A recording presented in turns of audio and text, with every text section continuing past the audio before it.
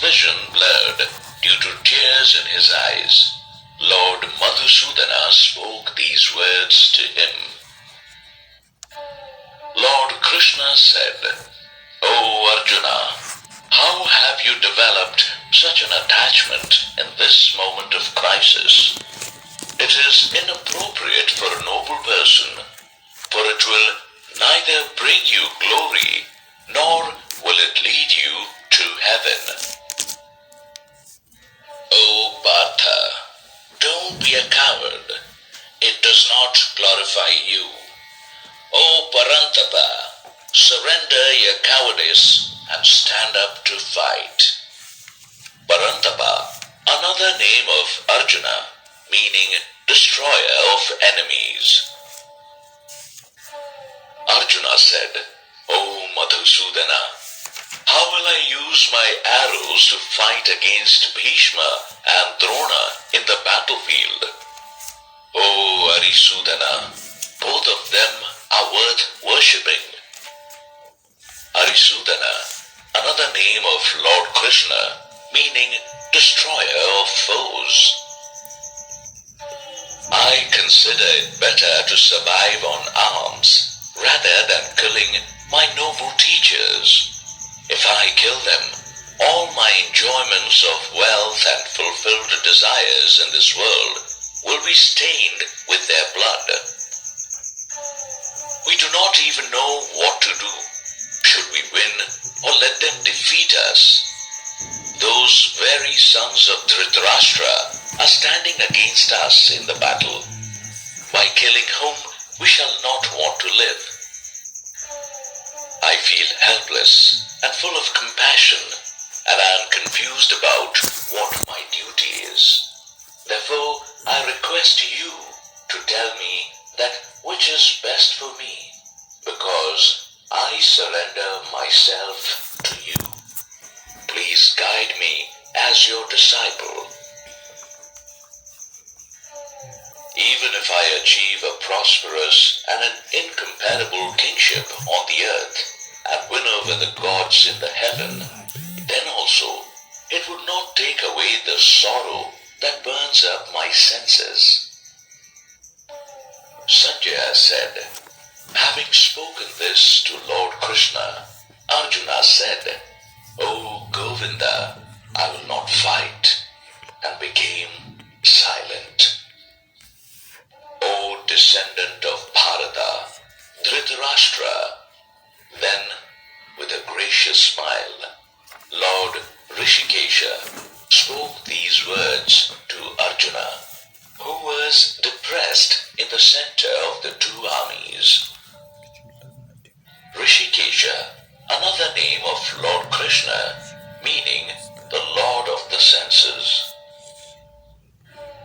Lord Krishna said, "You grieve for those who are not worth being grieved for, and yet you speak like a wise man. But the wise grieve neither for the dead nor for the living."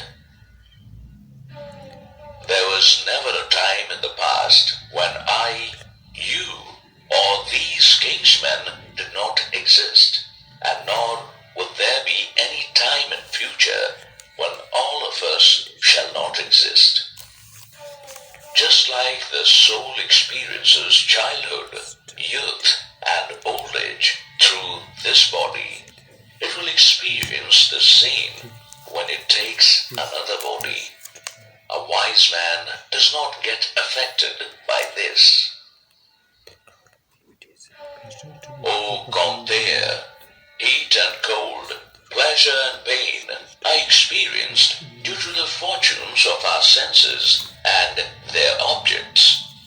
They have a beginning and an end, and thus are impermanent. O Bharata, bear them bravely. Kaunteya, another name of Arjuna, meaning son of Kunti. O Purusharshobha, the wise who remains unaffected by circumstances and accepts pleasure and pain with equanimity, is worth of immortality. Purusharshobha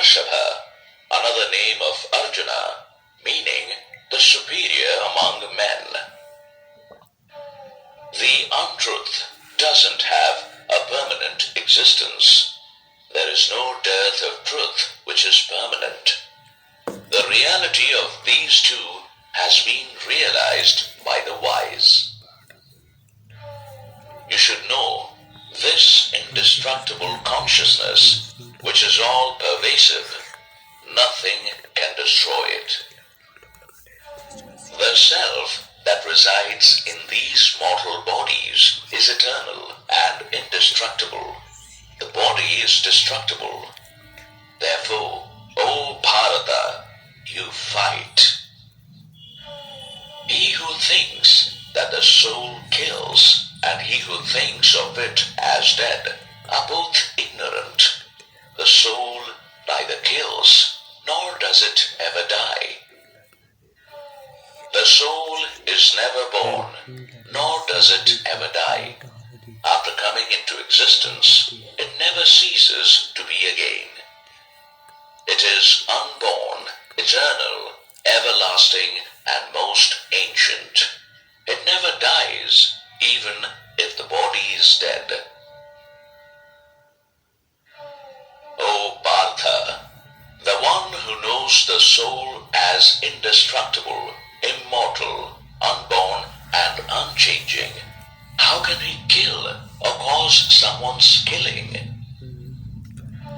Just like a man discards his worn-out robes and puts on the new ones, similarly, the soul throws off its worn-out body and enters a new fresh one. The weapons cannot cut the soul. Fire cannot burn it. Water cannot wet it, and wind cannot dry it. The soul cannot be cut, burnt, wetted, or dried up. It is eternal, omnipresent, unchanging, immovable, and most ancient, with an unshakable nature. The soul is said to be unmanifested, unimaginable, and unchangeable. Therefore, you should not grieve after knowing this. O Mahabahu, if you think of the soul as constantly being born and constantly dying, even then you should not grieve.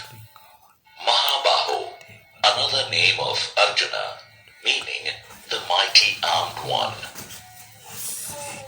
Death is certain for the born, and rebirth is certain for the dead. Therefore, you should not grieve for that which is inevitable. O Bharata, all beings are unmanifest before birth and after death. They appear only during the middle period. So what is there to grieve about in this? Some people see the soul as a wonder. Some describe it as a wonder, and some hear it as a wonder. But even after hearing of it, no one is able to understand it. O Bharata, the soul dwelling in this body is eternal and can never be killed. Therefore, you do not grieve for anybody. Therefore, considering your own duty, you should not be hesitant to fight, because there is nothing greater than a righteous battle for a Kshatriya, warrior. O Partha, those Kshatriyas are blessed who get an opportunity to fight such a battle that is an open door to heaven. If you refuse to fight this war, then you shall incur the sins for turning away from your duties and honored position. People will talk about your infamy. For a respectable man, infamy is worse than death. The great warriors will think that you have fled from the battlefield out of fear. You will be dishonored by those who once honored you. Your enemies will make fun of your capabilities and mock at your cowardice, what will be more painful for you? You will attain heaven if you get killed in the battle, or enjoy the kingdom if you win. Therefore, O Gaunteya, get up with a determination to fight. Treat happiness and sorrow, gain and loss, victory and defeat with equality, and then get ready for the battle. Thus, you will not incur any sin. O Partha, this knowledge imparted to you is about Sankhya Yoga. Now listen to this wisdom of Karma Yoga, which can get you rid of the bondage of actions. Sankhya Yoga, path of self-realization. Karma Yoga, knowledge of actions. Here, no effort goes in vain, nor is there any harm. Even a little practice of this Karma Yoga can save one from great fears. O Karunandana, on this path of dharma, the wise mind is single and one-pointed, but the minds of unwise people have many types and endless thoughts. Karunandana, another name of Arjuna, meaning the joy of the Gurus. O Partha, the unwise people speak flowery speeches of the Vedas and claim that there is nothing higher than seeking the heaven. Vedas, scriptures. Their minds are full of desires and have heaven as their goal, and describe different rituals and actions to achieve it. Those who get stuck to pleasure and wealth and are carried away by the speeches offering heavenly rewards, they are unable to establish one-pointed conviction in their minds towards the divine. O Arjuna, the Vedas talk about the three gunas. You will be free from these three gunas and the pairs of opposites. Establish yourself only in sattva without any desires of acquisition and protection. Be established in the self. Gunas, qualities. Sattva, the quality of purity and harmony. Just as a water reservoir has no relevance at a place flooded with water all over, similarly, an enlightened Brahmana who has realized the truth doesn't find much relevance in the Vedas. Brahmana, sage. Your right is to only act, but never for the results. Don't let the rewards to be the motive of your actions, nor get attached to inaction. O Dhananjaya, you perform your actions while dropping the attachment, considering success and failure equally, and being established in Karma Yoga. This evenness in mind is called Yoga. Dhananjaya, another name of Arjuna, meaning the winner of wealth. Actions performed with attachment to their result are far inferior to the ones performed with wisdom. Therefore, O Dhananjaya, you seek shelter in wisdom. Those who act with a motive of the results are miserable. A wise man discards the good and the evil in this life. Therefore, devote yourself to yoga. It is the real skill in action. The wise who have given up attachment to the results of their actions and are thus freed from the bondage of rebirth. They reach a place which is beyond all evils. When your intellect goes beyond the entanglements of illusion, then you shall become detached to what has been heard and what is yet to be heard.